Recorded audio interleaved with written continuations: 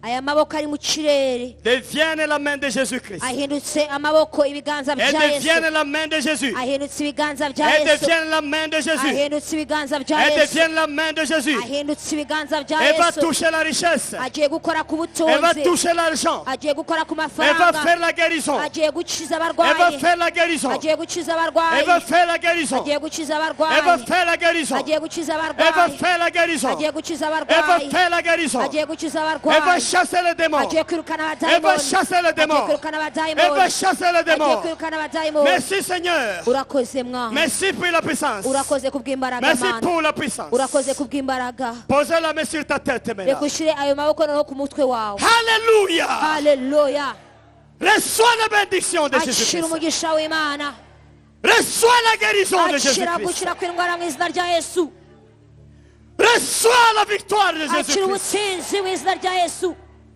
Reçois la guérison de Jésus-Christ. akira gukira indwara mu izina rya yesu Reçois la délivrance de akira Jésus-Christ. kubohoka mu izina rya yesu Reçois ta délivrance. akira kubohoka Reçois ta délivrance. akira kubohoka Reçois ta délivrance. akira kubohoka Reçois kwawe ta délivrance. akira kubohoka Reçois kwawe ta délivrance. akira kubohoka Reçois ta kwawe délivrance. akira kubohoka kwawe Reçois ta akira délivrance. kubohoka kwawe Reçois ta akira délivrance. kubohoka kwawe Reçois ta akira délivrance. kubohoka kwawe Reçois ta akira guérison. kubohoka kwawe Reçois ta akira guérison. gukira kwawe Reçois ta akira guérison. gukira kwawe Reçois ta guérison. akira gukira kwawe Reçois ta guérison. akira gukira kwawe Reçois ta guérison. akira gukira Reçois ta kwawe guérison. akira gukira kwawe Reçois ta chance. akira amahirwe yawe Reçois ta chance. akira guhirwa kwawe Reçois ta chance. akira guhirwa kwawe Reçois ta chance. akira guhirwa kwawe Reçois ta chance. akira guhirwa kwawe Reçois ta chance. akira guhirwa kwawe Reçois ta richesse. akira ubutunzi bwawe Reçois ta richesse. akira ubutunzi bwawe Reçois ta richesse. akira ubutunzi bwawe Tout ce que les ancêtres ont volé. ibyo abasokuruza bibye byose Reçois cela au nom de byakire Jésus-Christ. mu izina rya yesu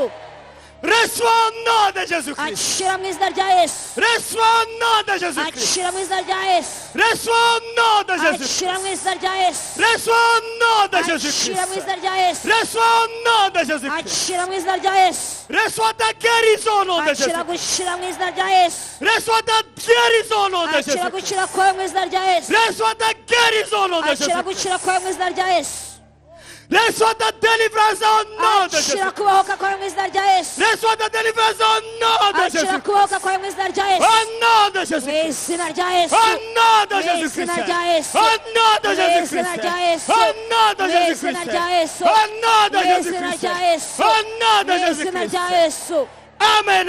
amen uracyari amana ivuga bikaba uracyari amana tegeka bigakomera uracyari amana ivuga bikaba uracyari amana tegeka bigakomera